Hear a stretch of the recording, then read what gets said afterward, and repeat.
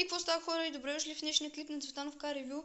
Тук в момента ни е на гости Дени и неговото 190 е. Разкажи малко повече за колата, от какво състояние се е взел?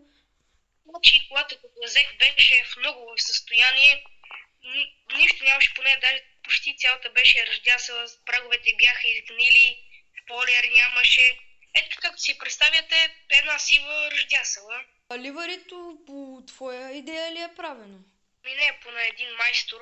Почнах първо, нали, като сложих карбон, след това почнах да лепя лепенките, да стане по-яко. След това мислих за брони, ама първо нямах възможност откъде да взема и работех много, за да ги изкарам. Горе-долу колата колко коня е, с какъв двигател, турбин, генерация, нещо? 560 коня, турбо 2260, двигател двойка газ-бензин. В смисъл такъв, ти като си я взел колата, имало ли е двигател като цяло? Имаше, ама беше съсипан и трябваше друг двигател да взема. Нещо за джантите да кажеш? Джанти са много хубави, се радвам, че ги намерих. Беха и много скъпички. Доколкото разбрах, тази кола в момента ти е за рейс, нали? Да, служих и настройки. Нещо друго да кажеш по колата за фарове, такива брони, газа за предните брони и за тея? Преди един фар беше счупен, нямаше ги мигачите. Взех една друга 190-ка на части, каквото имаше здраво и от другата, сложих на тая. Нещо за генерацията? Да, генерацията е от AMG пакет. Нещо друго да кажеш по колата за интериора? Интериора само за задните седалки беше здрав. И трябваше да в някои групи да пише за седалки, да питам. Тая кола не е много стара, ама си е пак от старите. И нали знаеш, че трудно се намират. От колко време имаш колата? Колата имам от 2 години и половина, некъде. Спойлерчето откъде си го взел? Пак ли по групи? Не помня баш, тогава май един приятел, нали, той имаше 190-ка и той има по няколко...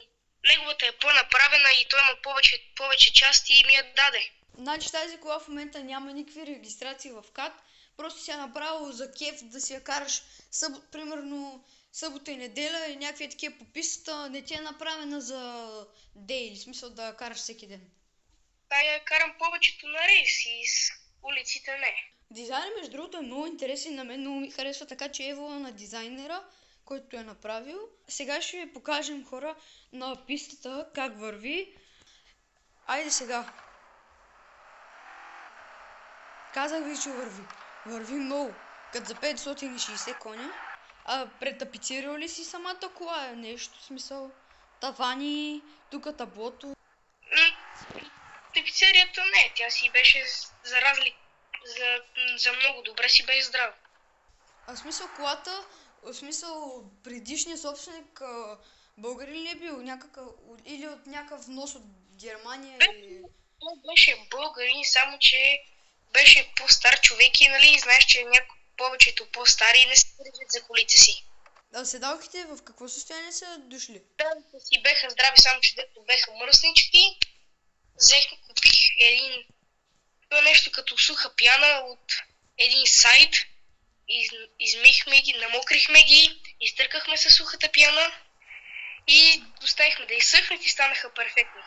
Само дето първите скъсани и пак трябваше да купувам нови. Правил ли си смисъл такъв основен ремонт на нещо по колата? Не, основен ремонт не, само че е с пак същия двигател, само че е друг, не същия от колата. Същия модел, също нещо, само че е от друга 190-ка, защото стария беше в много лошо състояние. Едва палеше. Значи в момента тази кола е двойка газ-бензин. Да. Само да те питам, коланите сменени ли са или са си оригинални? Коланите са си оригинални, като го взех, нищо им нямаше. Беха си здрави и си работеше от тях. Парно смисъл, парното работило ли? Защото принципно тези модели имат малко проблеми при парното. Парното не беше в много отлично състояние. Копчето за парното го нямаше. Нещо имаше проблем с него и по сервизите.